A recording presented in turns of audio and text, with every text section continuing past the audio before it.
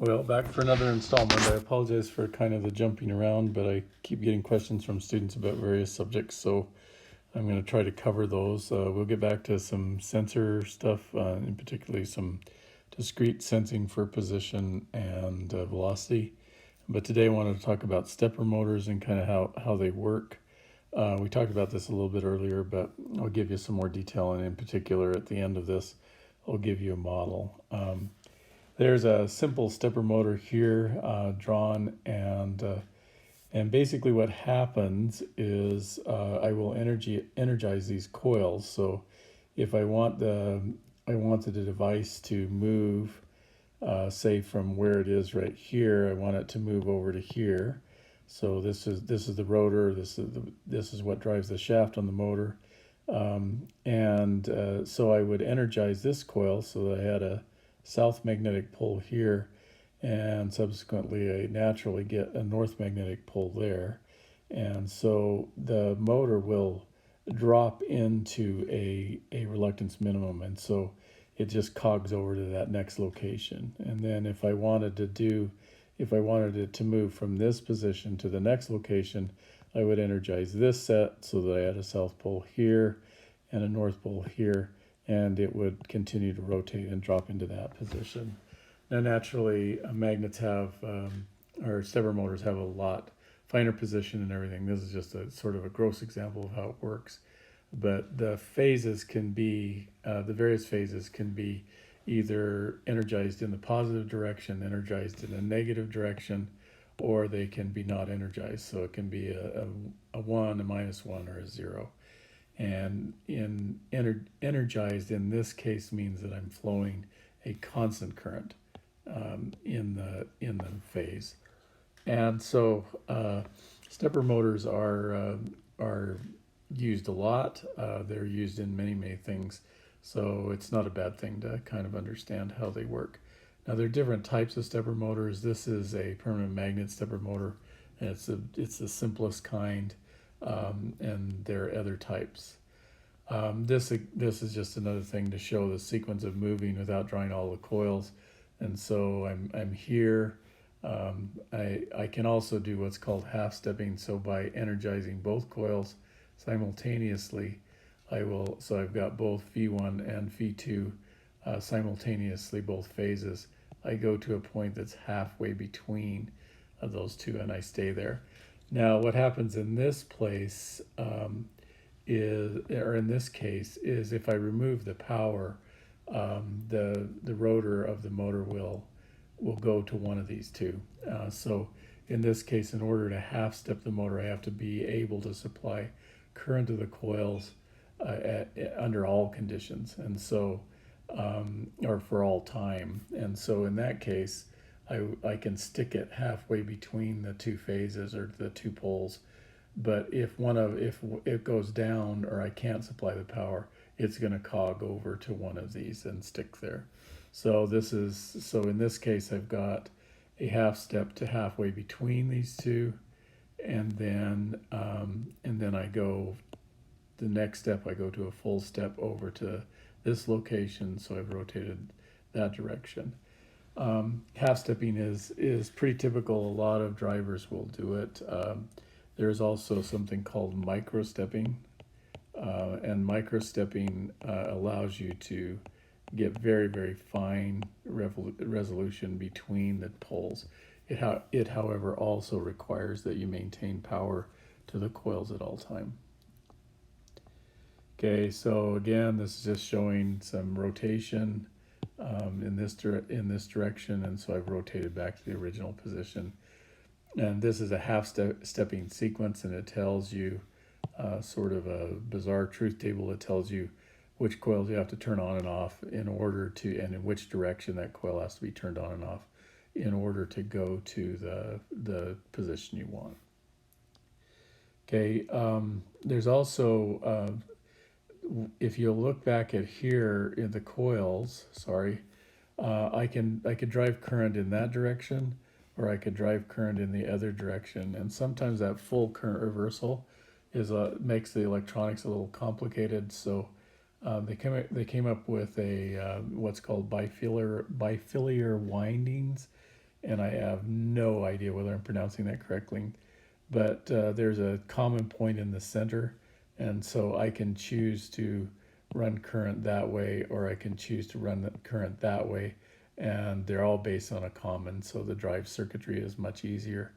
Now, the unifiller windings have higher static torque, but they have a lower operating torque than the bifiller windings. And I'm going to learn how to pronounce that eventually. Okay, there's also another type of motor called a variable reluctance motor. And instead of having a permanent magnet, it has a soft iron rotor. Soft iron means that it can be easily magnetized and demagnetized.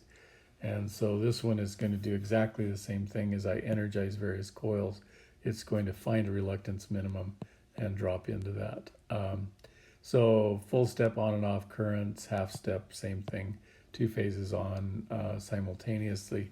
The problem with this is there is no static torque. In other words, this is free to move if you remove the power to the motor. So the rotor would spin freely if I did that.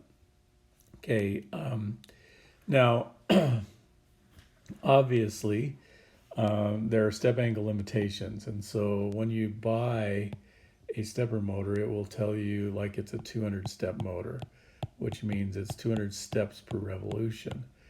200 steps per revolution is a typical one. You can find ones that come in 1.2 degree and 0.78 degree, even more steps per revolution. But there's a cure for this, and it's called microstepping. And what microstepping does is, if I've got the 2 poles of the motor, and I say I wanted to go to not to a center position like I would in half stepping, but I wanted to go to some position which was slightly offset, very small difference from being in this cogged position here. So what I do is I put in a larger current flowing in this coil and a smaller current flowing in this coil. And so when the motor finds its reluctance minimum, it's at some small step. And so I can do a series of very, very tiny steps, limited only by how much resolution I have in the current drivers for the motor. And so I can make the motor go very, very tiny steps if I can resolve the current that's flowing in these coils to a fine degree.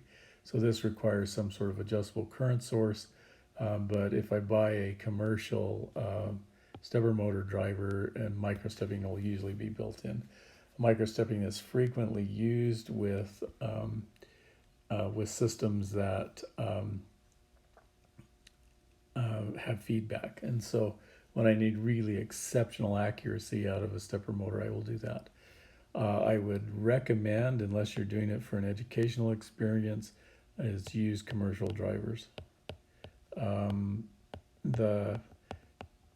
They have worked out a lot of the issues and problems that occur, and most commercial drivers will also accept feedback input, so you can get feedback, and that feedback will give you a whole bunch of ability to accurately control. I mentioned before that in your printer, if you look in the back, there's a Mylar tape with stripes on it, very fine stripes, and this is the sensor that is used to tell the printer where the print head is.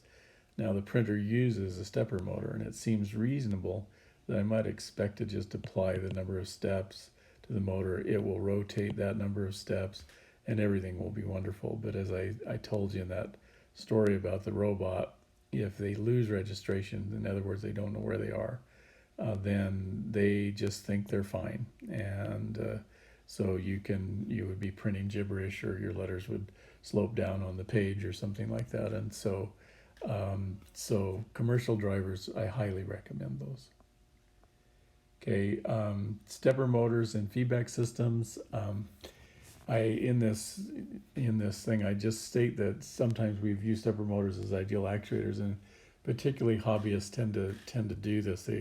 It's so much easier to use a stepper motor because I don't have to worry about feedback. I don't have to worry about a some sort of controller or anything like that. I can just tell the thing to send so many steps to the stepper motor. Stepper motor rotates to that new position and everything's fine. Everything is fine until something bumps it off position, and that's why I need to put the stepper motor in feedback. And I asked the question, can you put one in feedback and control its actual position? And yes, this is what we just talked about in the printer. If I'm going to close a loop around something, it's always nice to know what the model is, what's in the box, because if I know what's in the box, then I can figure out a way to control it. So I kind of wanted to just go through a brief model of the stepper motor. Stepper motor, here's the standard feedback loop. In this case, what I have is stepper motor driver, and I have to figure out what that needs to do, and then I've got a stepper motor itself. Now, in this case, I have position error. That goes through the controller. So I've got position error there. That goes through the controller, and that brings me to some input into the stepper motor driver. And that can be, it could be a voltage, it could be whatever. It depends on the driver that I have. And the driver, in response to that input, produces a series of pulses. So it sends pulses to the motor that says rotate. Every time you get a pulse, rotate so many radians. And so now, two things I can kind of glean from this is that the motor should move faster for a bigger error. So if I have an error here, that translates to here, and the motor should move faster. So I should get more pulses per second. That's the key to this. Okay, the motor should slow as the error lessens and stop when the error is zero. So I want less pulses per second as the error gets smaller, and when I get the error to zero, I want no pulses per second. Okay, so from 1 and 2, we can kind of conclude that the driver has to produce pulses at a rate proportional to the input motor driver. So in that case, if I have a signal going into here, say just an analog voltage, the frequency of the output, the frequency of the pulse train, is going to be proportional to the input voltage. We'll just call it Vn. So that proportional voltage then drives the stepper motor, which moves some radial fraction every time it gets a pulse. And so it does the stepper motor thing, it rotates. Now the stepper motor accumulates the pulses as a shaft angle. So as it rotates, each time it gets a pulse, it rotates a specific discrete step number, and that allows me to move the shaft angle to a new place.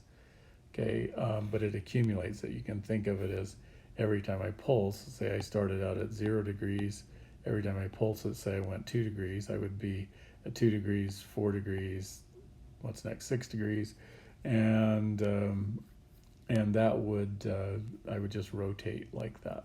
So this word accumulate immediately causes eyebrows to go up, hopefully, because accumulation is equivalent to or synonymous with integration. So the overall model for a stepper motor in feedback is this. I have some K driver constant. This is whatever I've got going in times K driver gives me the number of pulses per second that I have driving the motor. And then the motor itself is some motor. This is radians per pulse is this gain, and that integrates that to give me a new position. And in actuality, I could use a discrete integrator in this case because the motor produces discrete outputs. And remarkably, the stepper motor has a transfer function and action very similar to a hydraulic actuator, which turns a flow, which in this case is meters cubed per second, into a position. In our cases, we have a flow of pulses, which is in pulses per second. which goes into the motor, and I get radians per second out. Just a couple of things. I put up an announcement today. There was a question about soldering at home and stuff like that, and since you're kind of slave to that, I emailed the student who asked about that some information, but I thought the entire class might like it. I have no idea why I'm drawing axes, but there's an announcement talking about a low temperature solder paste if you're doing surface mount. So you've got those tiny components and you need to do them. There's a low temperature solder paste available from Adafruit, and there's also there's a cheap soldering iron. It's fairly well rated by Adafruit, so it's cheap. Maybe it's just inexpensive, but and then solder if you need to do through hole stuff. And so I would take a look at that. I mentioned in the announcement that reflow soldering is not like baking cookies. So if you can reflow this solder in your home oven. If you reflow it, don't preheat the oven and then put the board in, because it will cause the board to undergo thermal shock, and so you can get some bad results from that. So I would highly suggest that you allow the oven to come to the reflow temperature with the board in the oven, and then don't pull the board out of the oven immediately after it's reflowed. Wait until turn the oven off and wait for it to cool down a bit. As I mentioned in the thing, there may be much better advice online, but don't thermal shock. Now, is thermal shock the worst thing you can do to a board? No, I had friends who used to solder I'm doodling, sorry. I had friends who used to solder in electric frying pans, reflow boards and electric frying pans. They would just drop the board in the pan, and most of them survived. So it's not impossible, but it's just not the best idea. Okay, anyway, I'm going to continue to kind of march through the questions I get from students and the ones that I have online. I will be doing some more stuff on sensors. If you've got questions or things you want me to address, please let me know, and I'll try to do that. Let me know if you're struggling or if you're triumphant or in what position, and I will do my best to help you. I have quite a bit of online stuff to get ready, so I'm not going to be able to do it 24/7, but I will do my best. Okay, I'll talk to you next time, and enjoy.